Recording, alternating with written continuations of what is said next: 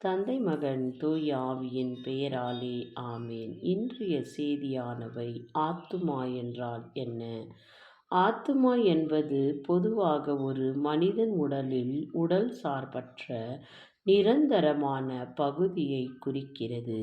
இது சிந்தனை மற்றும் உணர்வுள்ளவதையும் குறிக்கிறது. சுய விழிநுயர்வையும் ஆகியவற்றை கொண்டிருப்பதையும் நம்பப்படுகிறது. இது உயிர், ஆன்மா அல்லது ஜீவாத்மா என்ற பெயர்களாகவும் அழைக்கப்படுகிறது.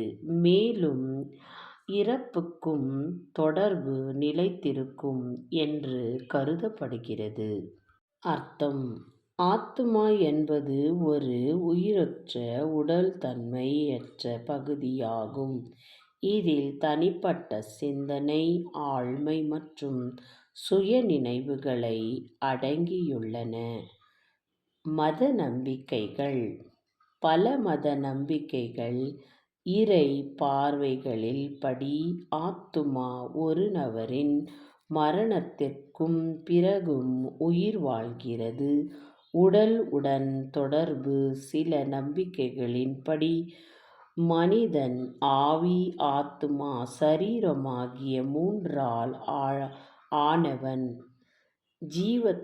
ஜீவாத்துமா: சில சமயங்களில் ஜீவாத்துமா என்ற வார்த்தை படி பயன்படுத்தப்படுகிறது. உதாரணமாக, பைபிளின்படி ஆதாம் ஒரு ஜீவாத்துமாவான் என்று குறிப்பிட்டுள்ளது. அதாவது அவர் ஒரு உயிருள்ளவனாயிருந்தான், ஏனென்றால் அவனுக்குள் கடவுளின் ஜீவாத்துமா இருந்தது. அது அவனுக்கு இறைவன் அளித்த ஒரு வரமாகும்.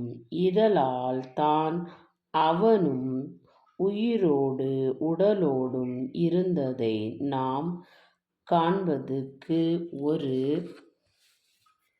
உதாரணமானான். இல்லவென்றால் மனிதன் இறைவனை நம்பாமல் போயிருப்பான்.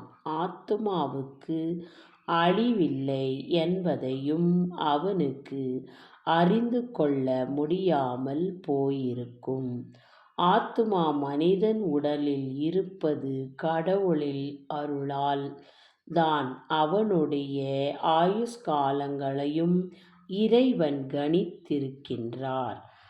அவ்விதமே மனிதனோ அவனுடைய சில நிகழ்வுகளை சுய நினைவுகளையும் வாழ்வதில் இறைவனுடைய அருளால் தான். இதை அனைத்து மக்களும் அறிந்து கொள்ள வேண்டும். உடலும் ஆத்துமாவும் காக்கப்படுவது கடவுளின் அருள் பெற்று இருப்பதால் தான். மனிதன் இறந்து போனால் அவனுடைய உடல் அழிந்து போகும்.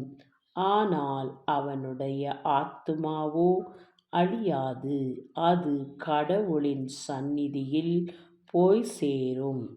அன்பான இறை மக்களே, நாமும் நம் ஆத்துமாவையும் மற்றும் உடலையும் இறைவனுக்கு உகமையாய் வைத்துக் கொள்வோமானால் எல்லாம் வல்ல இறைவன் நமக்கு வாழ்வை அளிப்பாராக.